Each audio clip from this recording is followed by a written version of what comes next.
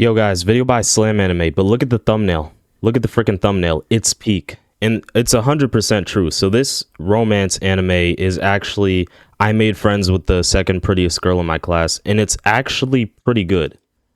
I don't think.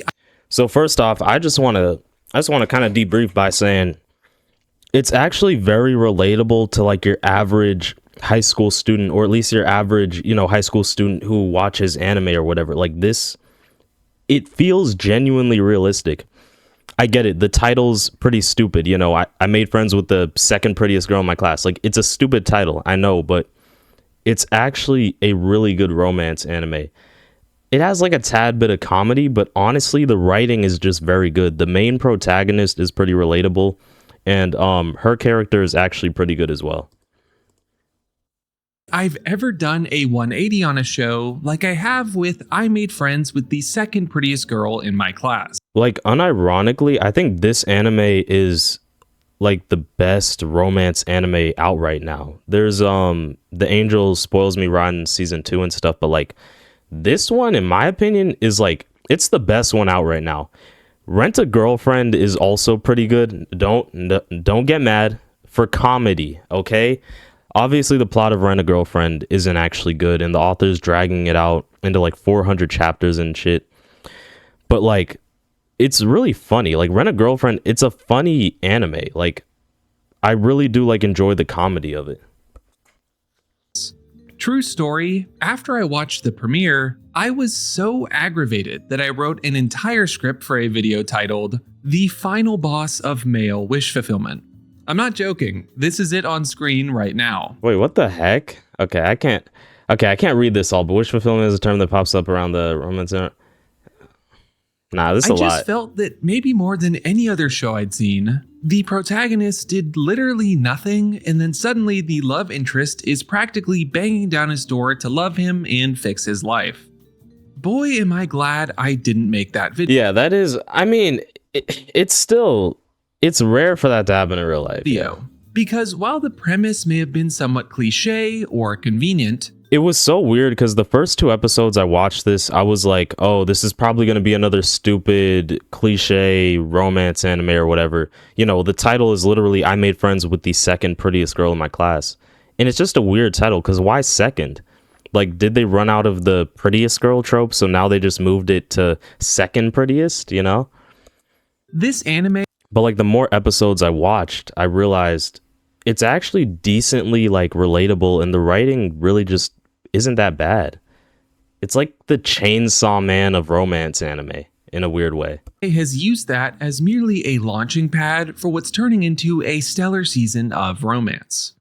When I sat down and tried to come up with what I really thought was so great about,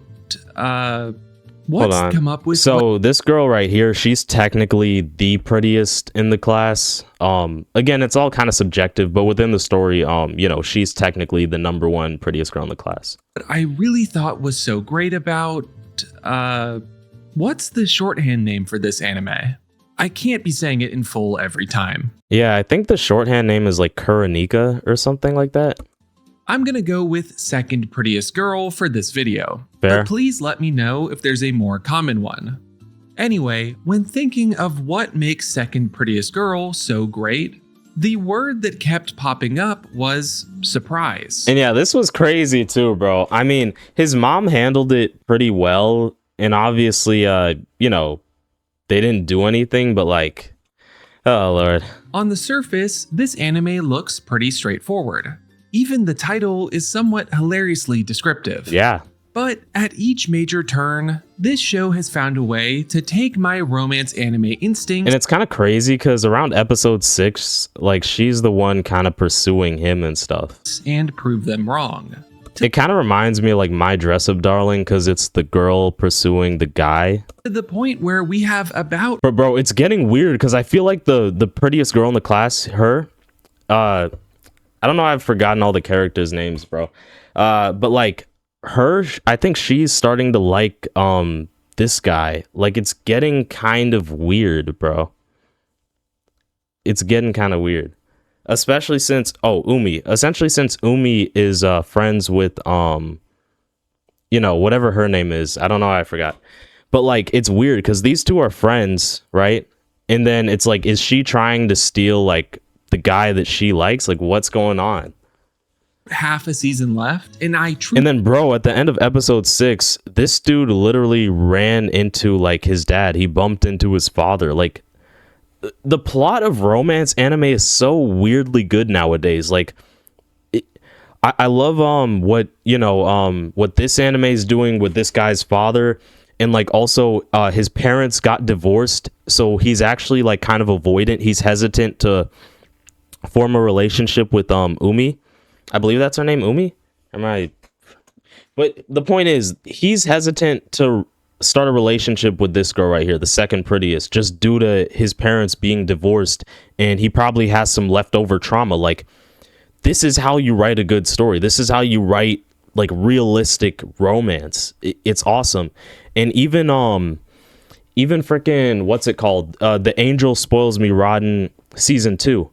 Even that's going good because the main guy, the main MC in that anime, he's also kind of relatable. And also they're delving into like Mahiru, the blonde-haired girl's like her parents or whatever. Like her parents kind of abandoned her, I believe, or at least her father did. I really just love the writing and what they're doing with like romance animes nowadays. So honestly, I would say second prettiest is peak, and furthermore, Angel Spoils Me Rotten is like very good as well. We do not know where it's heading. Last video, I talked about how this romance anime, I have not watched it. I'm not interested in watching it. I'm going to be completely honest, because there's two girls and it's like, what's going on? Is this poly? Is this a harem? I'm going to be honest. This one just isn't catching my attention. I'm sure it's good though. I'm just more interested in second prettiest and, Angel Spoils. Otagal, another currently airing romance anime, made a bunch of small tweaks to common tropes and how that ended up in an overall refreshing product. This anime just doesn't seem like it's going to have like the same level of relatability or depth that the main protagonists of Angel Spoils Me Rotten and I Made Friends with the Second Prettiest Girl in My Class kind of have. Like, even just looking at his face as a main character, I don't know. I don't think I would enjoy this show. Second Prettiest Girl is markedly more aggressive in its surprises, achieving something really thought-provoking in the process. So, what are these changes? And how have they made Second Prettiest Girl into what I think is pretty clearly the defining romance anime of the season?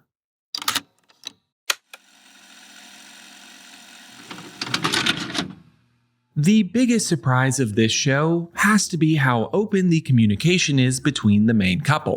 Oh, this happened in episode 5, right? I think this was after she got mad at her two like rich friends. I wouldn't even call them friends, because I think Umi had like this she had like this comparison issue or an inferiority complex, and then these other two girls kept trying to hang out with the blonde-haired girl and they weren't hanging out with her. Like, she basically just has two quote-unquote friends who aren't actually her friends, and they don't really like value her. And then right after is this scene that we're looking at, and I don't know why I'm forgetting his name, bro. Oh my god.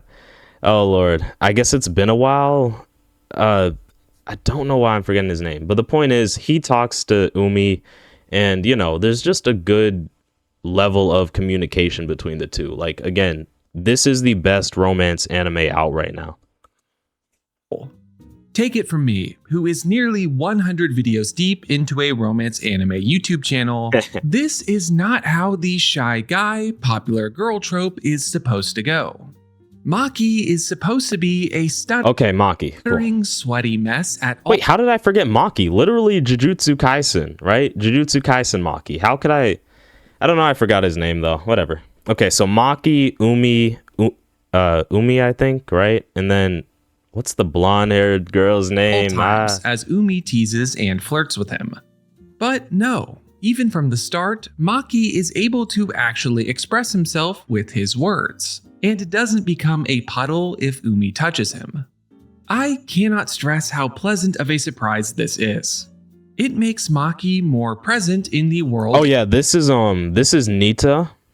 I believe is her name, Nita-san, and she's like the third prettiest girl in the class. Like, it's so funny how there's like just this overall ranking of like pretty girls in the class. So her right here is number 1, she's number 3, and then the blue-haired girl Umi is number 2, of course. In general, able to act and react into everything that's going on rather than devolving into long internal monologues.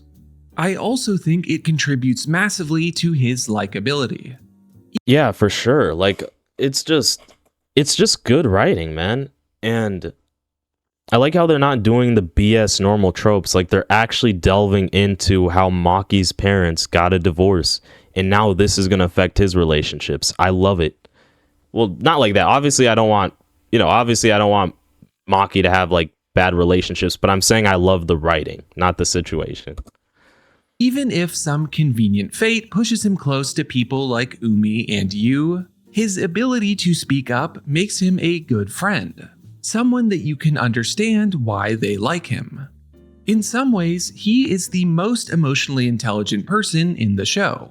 Oh yeah, and then bro, this guy was simping for the number 1 prettiest girl, the blonde-haired girl. And bro, Maki was just like, nope, I'm sorry, I can't do that. And I respect that.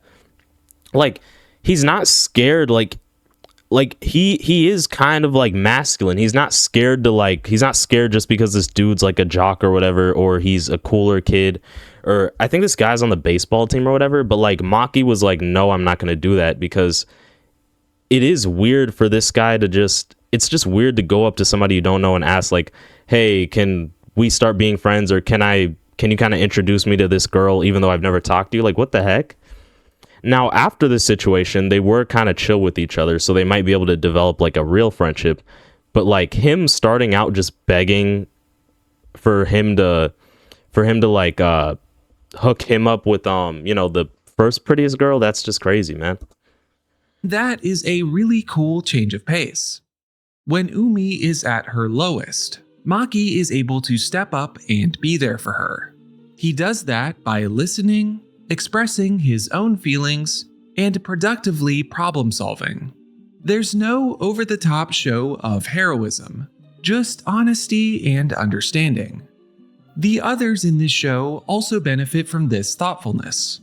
They're not all perfect or able to say the right thing at the right time. I kind of want Nita's character to be explored a little bit more, the girl with the red hair. We haven't really seen that much of her. They're not. So we know that she's dating an upperclassman, I believe. I think she's dating an upperclassman, right? And there was one episode where she said an upperclassman asked her out.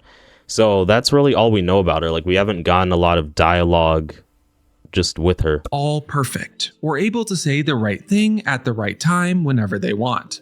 But when it's time for change, they're going to use their words. Yu speaks up for Maki. Okay, Yu. Thank you. So this is her name. Okay, Yu, Mei, Maki, Nita. Cool. When the entire class is being mean to him, and also is the one that insists that our main couple does not take a break for her sake. Umi. Yeah, the show's getting very weird because I think Yu is starting to develop a crush on Maki, because in the last episode, she literally rejected some guy and she was like, I have somebody that I already like. And then even her, when all three of them were at the mall, even Yu just kind of saying that Maki has like such firm hands or whatever, or masculine hands, after, somebody bumped into Yu basically at the mall, and then Maki kind of saves her and, picks her up or whatever. And then Yu was just admiring his hands. Like, this is getting weird. You're telling me, like, how could you do that to Umi? How could you do that to your best friend? Like, these two have been best friends for like, what, 10 years? They've known each other their entire lives. So it's like, it's so selfish for you to start developing feelings for Maki when you literally know Umi already likes him. Like, you're going to literally ruin a decade-long friendship over a guy. Come on. On the other hand, can be more secretive of her true feelings, but is never reticent with Maki. She teases him plenty, but is hardly subtle with her affections as well. And honestly, Yu's playing a losing game because Maki already likes Umi. It's so clear. Maki and Umi also get along a lot better. Umi is like more introverted. Maki is also more introverted. And Nozomu, our newest character, Oh, so that's his name, Nozomu. Okay. Yeah, this is the guy who plays baseball. is perhaps a bit too forward with what he puts into words. But even in So this guy has a crush on you. his case, he's learning to move forward through conversation with Maki. Leaning on dialogue like this without losing pace or tension is no small feat. And then yes, these two girls, they're basically I'll try and play devil's advocate real quick. Maybe they are just kind of normal high school girls that were concerned with status, so that's why they wanted to hang out with you. But it's just weird ultimately because, you know, Umi was ultimately nice to these two, but I guess they wanted to be closer to you than Umi was with you because you is the, you know, prettiest girl in school. She's the most popular. So they want what Umi kind of has with you. They want that best friendship or whatever. But yeah, ultimately, they're a little bit Machiavellian. I'll say it. I'll leave it at that. I'm not going to say they're evil for what they did. They just aren't really that nice. Speaking of pace and tension, another gargantuan surprise of second pretty. And honestly, I'm pretty sure they go to some, just based on the suits that they're wearing, they're probably obsessed with status. So maybe that's why they're also trying to become best friends with you. This girl has to be how quickly the confession came. And you see the contrast between this too, because if Umi doesn't even care about status, like she's hanging out with Maki, and Maki is, I guess he's technically the class's loser, but I wouldn't even really call him a loser. He's just kind of more introverted. I won't even say that he has like social anxiety or anything, because he literally straight up told Nozomu to his face, the guy who plays baseball and was begging him to hook him up with you. He literally said, nope, I'm not going to do that. That's just weird. I'm not doing it. He basically said that. But yeah, Umi is hanging out with Maki. Like, Umi doesn't care about status. She's just kind of a bit more normal. From Umi. If ever a romance anime seemed primed for faffing about the entirety of the first season, before eventually getting to a confession in the If this anime doesn't have a season 2, I'm going to be a little bit annoyed, low-key. finale, it was this one. Introvert protagonist with popular love interest, as well as shades of a potential. It's kind of weird, though, because she's introverted, too. Like, you is the real extrovert, if we're being honest. Maybe she's like an ambivert. Who Love knows? triangle is a chemical grade formula for dragging things out. But thanks to the communication I mentioned earlier, the relationship between Umi and Maki grows smoothly and naturally before reaching a confession. And the love triangle with you that gets strongly alluded to? Yeah, that just turns out to be a nice boost panel for Umi and Maki's affections. It's just so peak.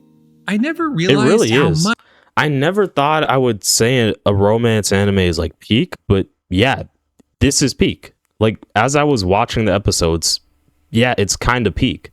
Like, honestly.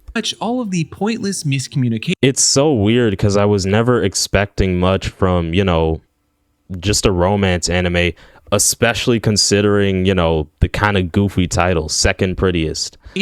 and artificial plot roadblocks detracted from the actual relationship until that fifth episode tossed all the tropes out the window. I'm going to be honest, though. I think if you ends up liking Maki, I don't think that's good writing. I'm going to be honest. I think that's bad writing for this series. It just doesn't really feel real, especially considering you is kind of a bigger extrovert and then, you know, he's more introverted. I don't see a reason for you to really, I don't know, just be in love with Maki like that. Just personality wise. They get along. I've seen their interactions. Like, they get along, they joke around with each other.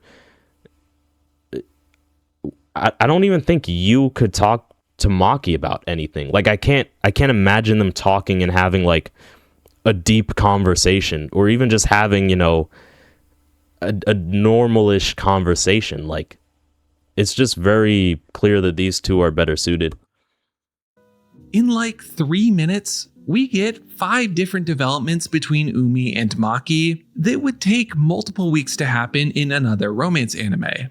And we even get a confession to top it Bro, peak. all off. Maybe even more than just being sweet and satisfying, this makes the rest of the season. What I actually love is after Umi confessed to Maki wasn't even trying to like simp or anything. He wasn't like, oh my gosh, necessarily. He literally immediately kind of started thinking of his parents' divorce, and then he's like, let me be careful because I know how this romance shit can play out. I know that people can fall out of love just as quickly as they fall into love. Like, I love that theme, bro. Peak writing, bro. This is how you write a good story. Like, this is how, honestly. Infinitely more exciting. We're striking out into the unknown in a I honestly, in terms of romance anime, I honestly kind of have this, like, again, I already said this is peak, but I kind of have this equalish to Rent a Girlfriend. And don't take it the wrong way.